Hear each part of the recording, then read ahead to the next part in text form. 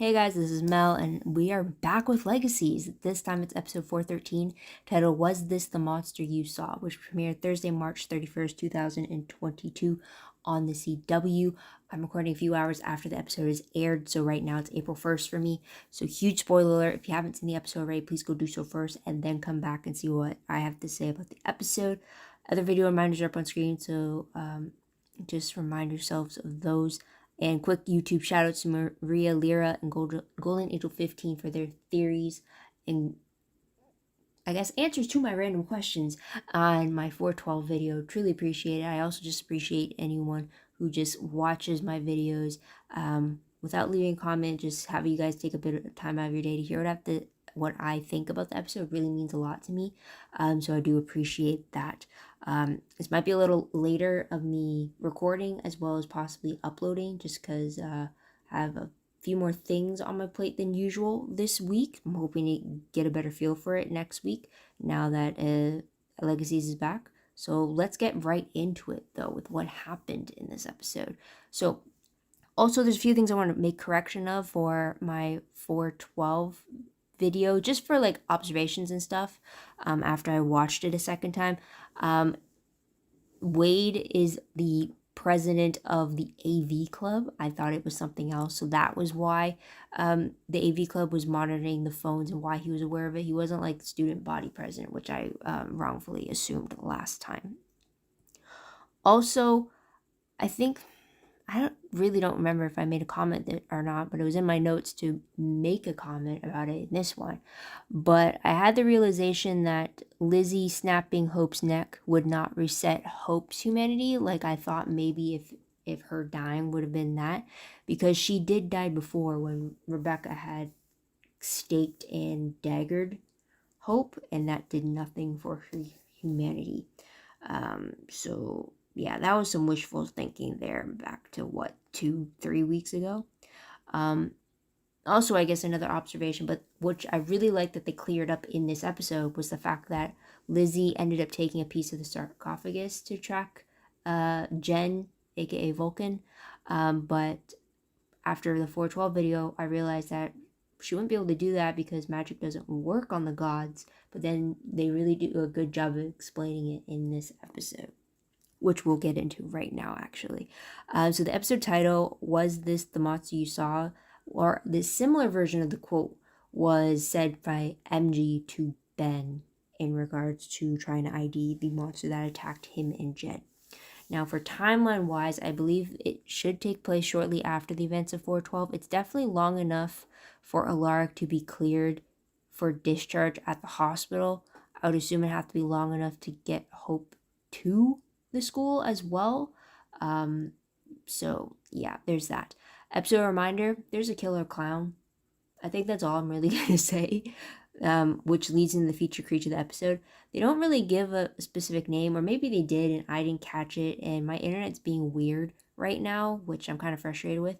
But I do know it first originated from a Roman village in 100 AD, and MG kept calling it the proto-clown, and that's what the credits keep referring to it as, but I don't know if that's the actual name for it. But originally it was an epithet that the villagers worshipped, and they kind of burnt their sins as like offerings to it. But then an exiled witch of the village kind of brought that epithet to life and turned it into the proto-clown, I guess, and that's when it would give a poisonous bite that would cause its victims to relive their biggest fear and kind of have like a redemption or death kind of a situation, which I guess kind of goes into the storylines of the episode. First one being Killer Clown Among Us, second one being Follow the God Medal, and third being The Right Time.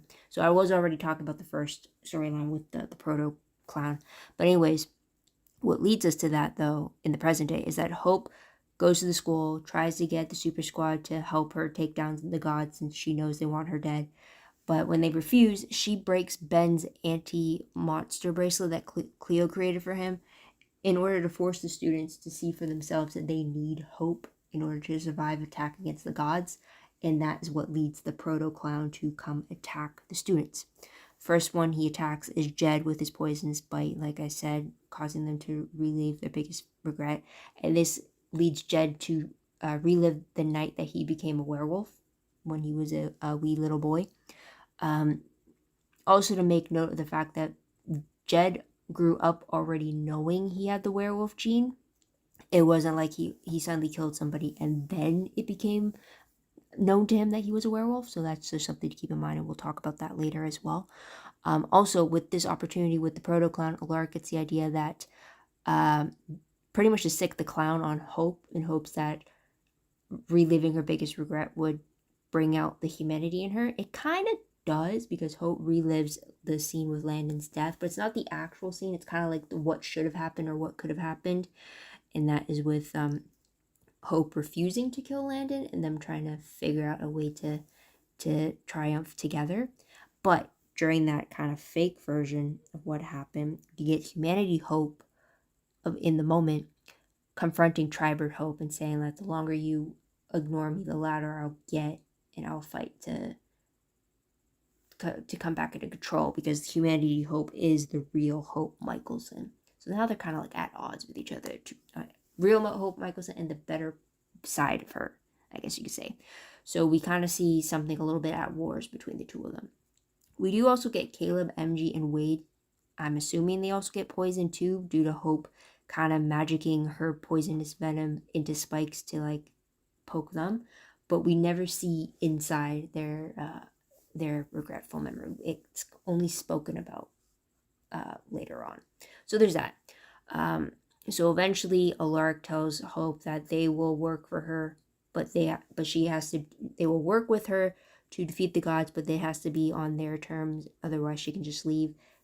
Eventually she does say yes, and in making the deal, she makes a new bracelet for Ben so he can safely still be at the school and not have the students in danger around him. So there's that. Second storyline is Follow the God Meadow. So this deals with Aurora and Lizzie, trying to locate Jen. But along the way, they find that they both have huge trust issues with each other. They're also psychoanalyzing each other.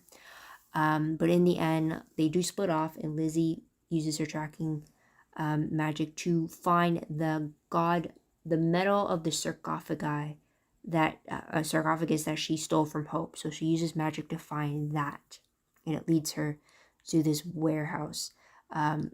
But she finds more of the sarcophagi in a container, or a steel container, which was booby trapped. So while she's on the precipice of death, Aurora comes in and kind of negotiates a deal or a partnership with Lizzie, and if she agrees, Aurora lets her out. Turns out she does agree, but in doing so, they're now in a magically binding contract, kind of similar to the Unbreakable Vow, but now it's taken in the form of that. I think it's the triad branding that Lizzie has now stuck with Aurora's instruction for the spell to do so. But now they're in it together to get what they want from the gods. And then Jen shows up, freezes on the name Vulcan, and we end it with them where Lizzie is asking Jen to know who is in the sarcophagi. So we'll find out next episode. Third storyline, though, for the right time, deals really with Jed struggling to admit his feelings for Ben and trying to find the right time, only for the proto-clown to interrupt, and then him having to relive his most regretful moment. And then afterwards, he actually shares what he had to relive to Ben, and it leads into his confession that he has feelings for him, and they end up kissing, and it seems like they're on the same page together. So at least we're ending on a good note for these two. So there's that. The last scene of the episode, though, shows Tribert Hope in her old room at the school being confronted by Humanity Hope. So chances are that Tribert Hope is now stuck with seeing hallucinations of the manifestation of her humanity. Yeah, because she was alone in the room and no one knows, so we don't know if it's all in her head or not. So there's that. Character-wise, though, we do have Alaric sporting a new cane, which actually holds a frozen sword within it. It kind of reminded me of Lucius Malfoy having his wand hidden in his cane for Harry Potter. So it kind of reminded me of that. So And that was kind of like picked out by Caleb off screen as it being a little bit more of Alaric's style, which ended up proving handy because that frozen sword was used to kill the proto clown. Which I really like how Cleo said it was that because it was born from fire, then the opposite would have to kill it. In this case, frozen ice. So there's that. With Cleo though, we see that she still feels pain when she uses magic, but I don't know if it's because she held the spell too long and that's why she started feeling pain over it, or if like very simple spells she can do with no problem, but she's definitely struggling still to figure out what Aurora did to her magic. And she's trying to, and she's worried that like without her magic she won't know who she is anymore. I think by the end of it she has an understanding that she's still strong with or without her magic, I believe, and it's just having that be, I guess, be shown outward and her believing in that too, I believe. So there's that. With Caleb, like I mentioned before, he got the poison spike from Hope, from where a proto clown biting Hope, and then she turns it into a spike and she spikes Caleb. We only hear from him that his biggest regret involved Cleo and how he treated her. But I couldn't really make out which time he was referring to. But we never see him like revisiting it. It was just him talking about it, and we don't hear any mention of what MG had to relive or what Wade had to relive. So that's something from there. Tidbit wise though, we do not see any scenes with Limbo involved, so no Landon or no present day Landon, since he was included in Hope's regretful flashback, and we don't see the Necromancer. So there's that. Ethan and Finch were not shown in the episode, but they were mentioned as being tasked to go to the bakery to get Alaric's surprise party cake, which was interrupted when Hope intervened. We also have MG being tasked to be Alaric's accountability buddy, though he is too late to be Alaric's sober buddy. So there's that. Wade and MG kind of seem like they have dislike for clowns, and I really don't blame them. But it could have been just from the fact of the research they came across for the proto clown. Not sure. I did also kind of find it a little funny that their original book of reference was, it looked like a kid's book with a clown kind of a thing, as opposed to later on when Alaric was doing research, it was from an actual old reference book. So there's that. Also with Cleo and Caleb, we find that at the end of it, she wants him to be an equal partner to her. She doesn't want him standing in front of her or as a protector or as a shield, but to fight alongside him, which is very fair for sure. So hopefully he'll work more to being the equal partner that she deserves. So there's that. Shocking moment of the episode. So let's go into that. And I will have to say, I was surprised when it was revealed that Jed killed his father, who was the pack alpha, before Jed ran away. The way that they were gearing it up, it kind of looked like Jed was going to be killing his friend in order to survive, because obviously we know Jed survived, but we never met Jed, and we never met Jed, so I always assumed that that was his biggest regret, that he would have killed one of his close friends. But then to find out when he was telling Ben that, like, no, he ended up taking the bat and killed his father instead of his friend, I was kind of surprised by that. So I was like, whoa. So yeah, there's that, which will lead into my top 3 favorite moments, which my favorite one has to be Jed and Ben. Very specifically, Jed's focus in this episode. He's been on the show for a while and we haven't really had huge backstory, and get it in this episode. I'd really appreciate that. So we'll go into the backstory. It was really great to see it played out the way it did, and also just to, I guess I'll say, seeing it is one thing, but then I assumed the last time we saw it was that Jed was going to kill Trey, and Trey was kind of like giving him, like he was like, I understand kind of a thing, like trying to like make it less painful for Jed. But then to find out when he was telling Ben that no, he didn't kill Trey, he actually killed his father to save his friend. And then to find out like that was the night he turned into a werewolf for the first time, and then he ran away. But that was also the last time he ever saw Trey. When Jed was sharing that with Ben, I was like on the verge of like tears welling up from that emotion, and then had me wondering, like, is Trey still alive? Like, as much as I want to go for Ben and Jed, absolutely, I love it. I love that I love it that Jed finally, I still wish they had picked a different name for Ben. But anyways, I really like that Jed was able to finish his confession, and admit that he had feelings for Ben, and that they ended up kissing. I really appreciate that. Love to see where this relationship goes. But when we were hearing the story about Ben, or not Ben, about Jed and Trey, and how now that he looked back on it, Trey was a childhood crush of his. And then hearing that, a part of me did want to know, is Trey still alive? Is there a chance that Jed would reunite with Trey, even if it's just to get closure?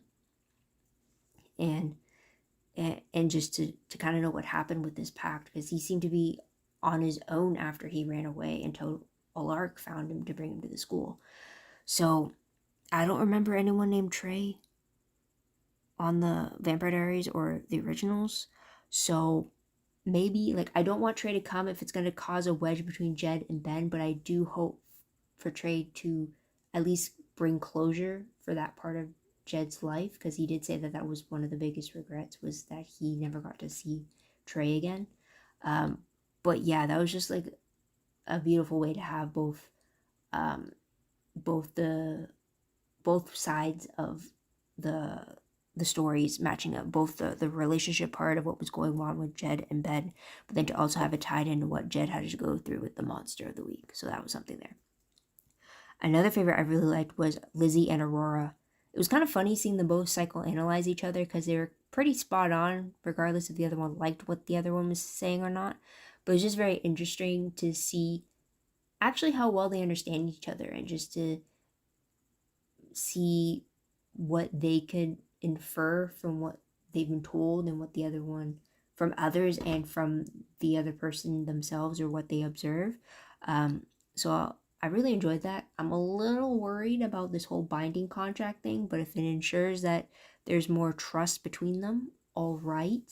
But I'm still a little worried that Lizzie's gonna get betrayed by Aurora at some point down the line. So we'll have to wait and see about that. Another favorite I did have was the actual confrontation of the two hopes. You get Tribird Hope and you get Humanity Hope. It was very interesting to see how that played off. And I guess it's a little bit more obvious when you have these very two different sides in the same scene together. I mean, yeah, like with Humanity Hope, just her being mean to everybody and like not caring, it's like, yeah, that's obvious in itself. But it's like having her play off that of herself was like, I guess that's a little bit more obvious. I don't know. It's weird. But then again, you know me, if you've heard of any of my videos, you know I'm a huge fan when it's always an actor trying to play opposite of themselves. I'm always interested in how the process goes, both for the actor as well as the production side of things, and it's just really, really cool. I will say this though, there's one statement, I got the hiccups. There's one statement that Tribird Hope made to Alark and MG that had me really thinking that, like, oh, her humanity is actually slipping. And that was the one statement where I kind of got the impression that Hope really cared whether or not Lizzie was going to be found before she did anything stupid to get her killed. And because, like, she was including, like, the students, like, I hope they come to their senses before one of them dies from the monster. And then she kind of lumps Lizzie in there too as well, and it seemed like it was more like she was worried. So that had me thinking, like, oh, maybe that humanity was coming in, or she was particularly worried about Lizzie specifically. So that was something there. Bonus point, it's not really a favorite just because I do not like clowns at all, but I will give kudos to the fact that this clown looked terrifying and his death looked pretty gross. So I'll give it that. Yeah, I would call it a peeve just because, like, I don't like clowns, but I gotta give kudos to the fact of, like, what it looked like, and how it moved, and like how it died. It was really creepy. That if I had to go up against that thing, like, no. So there's that. Peeves, I don't really have much. I mean, yeah, I don't really have much, so we'll just move from that. So, random questions very quickly. I did bring it up about whether or not will Jed ever reunite with Trey. I hope so, but not if it causes a wedge between Ben and Jed, but just to bring closure for Jed for that part of his life, I would think. Another question, though, is will we see Tiberius or the exiled witch from the Romanian village flashback again in the present day, or is that all we'll see of them? I thought it was very interesting because usually when we see flashbacks, it always includes somebody in the present day. For the creatures, it's usually the creatures the one thing that we're going to see featured in the flashbacks, but like the proto clown, do I really count that because it was the inanimate version? It was when it was just an epithet that was shown in the flashback. It wasn't like we saw the gruesome evil clown that was attacking them. We didn't see that form in the flashback. So that's what I'm wondering. Would we see Tiberius, who was a little boy, or would we see the exiled witch, who was actually featured in that textbook that Alaric found? So I'm wondering if we would see them again. So there's that. But let's move on to predictions very quickly. Based off the promo for episode 414, it looks like Vardamus returns with some kind of probability machine to help Hope and the Super Squad figure out some battle predictions when facing off against the gods. Also, one of the gods really looked like Thor, or at least Chris Hemsworth playing Thor. And I was just like, whoa, okay. But anyways, we also saw flashbacks with Jen because she has really long hair in the snippet that showed. We also see the necromancer underneath a street light as if like he's calling on a taxi. It was blue though, so I'm not sure if that's like limbo or if it's like in the real world. But there's that. And then we also see a scene where Lizzie looking emotional for a reason. So there's some things to be concerned about. But based off the synopsis, though, for the episode, it reads, the Super Squad rallies together to test their abilities with help from Vardamus. Hope experiences some vivid dreams, causing some mixed emotions. Meanwhile, Landon continues on his quest for peace. Ooh, there's an alert. So, yeah, all different aspects of that kind of do cover in the promo. I mean, except we don't see Landon in the promo. We see the necromancer, but that's got to be something. And vivid dreams has to be humanity hope that Tribal Hope experiences. So that will be something to see as well. But otherwise, that's pretty much it, guys. And in regards to news of any kind, as the time of this recording, there still hasn't been any news about season 4 being renewed. Between the 2-3 week gap that we did have, the CW did renew some shows. Legacies just was not one of them, so I am a little bit concerned. I still haven't seen anything past episode 17, so I don't know if I really hope the season doesn't end on 17. I mean, like, at least move it to 20, just so we can regain those 4 episodes that we really lost when the pandemic first started. But yeah, still no news from there. We really won't get a final answer until maybe the May upfronts next month. So hopefully we'll find out before then. But yeah, I also will say that we're supposed to be getting a huge reunion in episode 415, which is supposed to be airing April 14th. I won't say specifically who the reunion is for, just in case you wanted to live not knowing for the next week. But yeah, when it comes to the 415 promo, it probably will be revealed. But yeah, they have been articles circulating about who would be appearing in this reunion. So if you want to take a look up for that, go check it out. I won't say it here. But otherwise, guys, that's pretty much it. So what did you guys think of this episode? What did you guys like about it? What do you think will happen next? Let me know in the comments down below. I'd love to hear your thoughts, theories, and opinions, all that good stuff. Also, don't forget to like this video, subscribe to my channel, check out my other videos if you haven't done so already. If you want, check out my Tumblr page. Link for that is down below. I reblog promos, web clips, quotes, gifs, synopses, news, all that good stuff. All found in one place. Go check that out. I am behind when it comes to season 4. I have relinking issues to deal with. So I might just wait until the full season is done so I could just do it all at once. But yeah, everything else is connected there. Also, WordPress account link is down below. Anything I post online is connected to WordPress, a little more organized, a little more detailed, but still a work in progress as well. That needs work on when it comes to the Tumblr aspects due to like some link type changes. I don't know. I have to still look into that though, but just be aware of that.